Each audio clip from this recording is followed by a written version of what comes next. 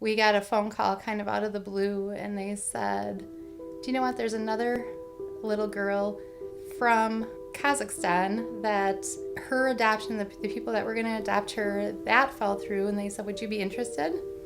We said, absolutely. And I hung up the phone and I went, Kazakhstan?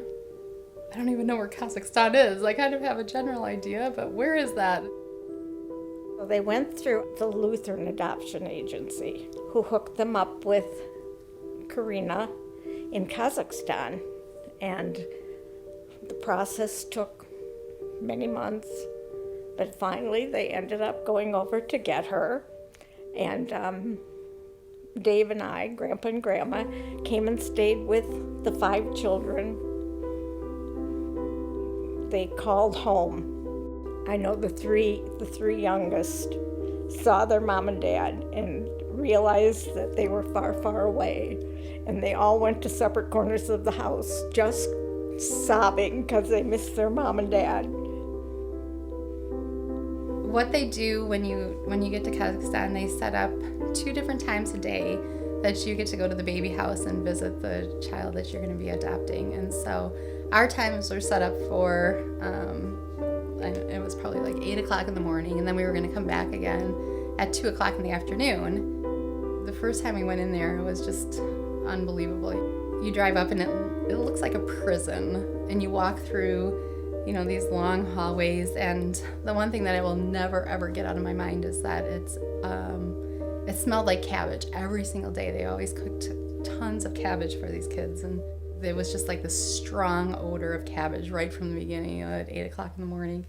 The first time we went in, we walked up and saw the room where strangely enough, it was not kids that were Karina's age, it was a group older, but they said that Karina could not be with the younger kids because she was, as they put it, too bossy for the younger ones. The first time that we got to spend time with her, she came over to us and they informed us that we're not so sure that she can even speak, that she doesn't say anything. She's very quiet, but she seems to understand everything, but she really doesn't talk. We just took her. There was a cute little room that was probably, I don't know, maybe 5 by 5. It was little, and they had some toys, like a table in there that we could sit with her. And one of the things that I was told about adopting internationally when you go to someplace like this is no matter what age they are, bring a bottle for them, because that's it's an attachment, and a good idea for them. So I snuck in this bottle, and we go in the room, and I would sit, and she loved it. It was huge. I would give her, as a 2-year-old, I would give her a bottle of apple juice, and she just thought that was the greatest thing. She just wanted to sit forever.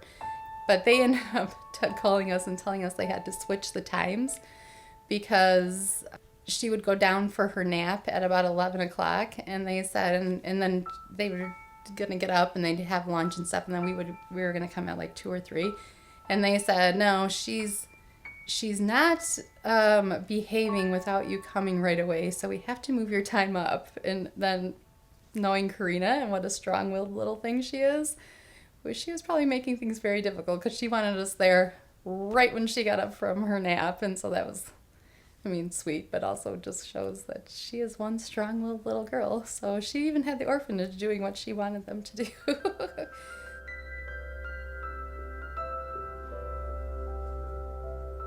I'd have a little backpack with clothes for her, and one of the times, and it was clothes that she ended up having to, that they took from me, but I was showing her different outfits and stuff, and she, as somebody that wasn't quite 2 yet, completely took every outfit. I had probably 6 outfits, and she took every single piece of clothing and just sat and put them all on herself, and she just thought it was the greatest thing in the world. It was there was the socks, she had 6 pairs of socks on and kept putting the shirts on and just wanted those for herself, and she just thought it was great. It's the Stave Puff Marshmallow Child. You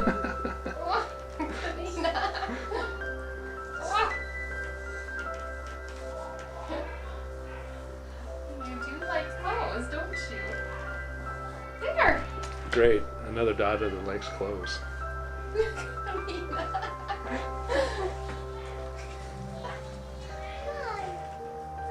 More. The pictures that they sent us was this beautifully, it's like, oh, she's got this huge, which is very Russian, this huge bow on the top of her head. And I couldn't wait. Like every time that I'd come there, her hair was always pulled back and stuff, and they didn't want us to mess with anything with her clothes or anything that she had on her. And I couldn't wait to just, finally have her to myself where I could give her a bath and take this tight bow down. And we were finally back in a hotel, and then when she was given to us and we could take her for the final adoption process in Almaty, which was interesting in and of itself, but I was able to get her into a bathtub, and I took it down, and she barely had any hair. So just the stuff that you see in the picture, but then because of the not being her malnourishment, she was almost bald on the top, and it was like, oh, baby girl.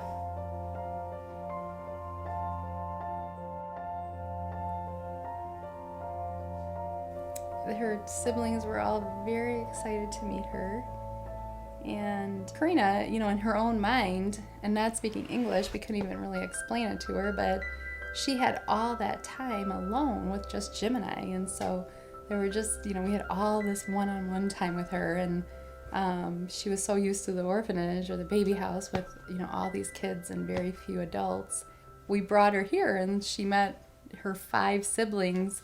And I almost feel like she was a little bit angry initially. They were all so excited to see her, but I think she thought she was just going back to another baby house. So it took her a while to warm up to them, to say the least. But I think it was Maggie that finally got her to smile for the first time. And then the process of her acclimating to her new environment began. It seems like there almost wasn't a time that was pre-Karina.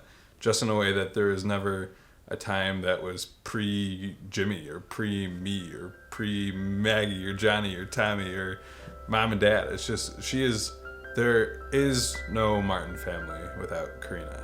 And she is the perfect fit to our wonderfully chaotic family. I just laugh because out of all of my children, she is probably the one that's the most like me in some regards. And it's fun to see, and I tell her that. I'm just like, that's crazy. She loves to do projects with me, and she is able to just see what needs to be done, and she will tell everybody that she will do it, and she will do it better than any of them. And so it's funny seeing the dynamic of her in the house, because she bosses, she's got these 5 older siblings, and she bosses them all around. And she is probably more capable than the majority of them, if not all of them. Do you sometimes go, what on earth? How did I possibly get mixed up with this family from halfway around the world? No, I fit in pretty well. They aren't exactly like me. I think we all fit in together. It's like a big family. Do you feel like anybody's like you? I feel like I'm most similar to you. I just instantly connected with everyone. Please. So fancy. You ruined 6 of mine. Okay, well, mister, you can go home and make your own cookies, because I feel like you're 26 years old and you're complaining about all the cooking we just did for you.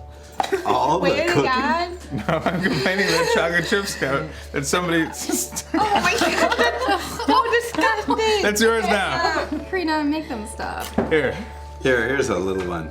No, okay, stop touching all the cookies. Karina. You have licked your hand. No, this one is Check my. it I out. made this one. I kept it right here, Your family well, falls apart. and I am the only one that touched it, besides this back.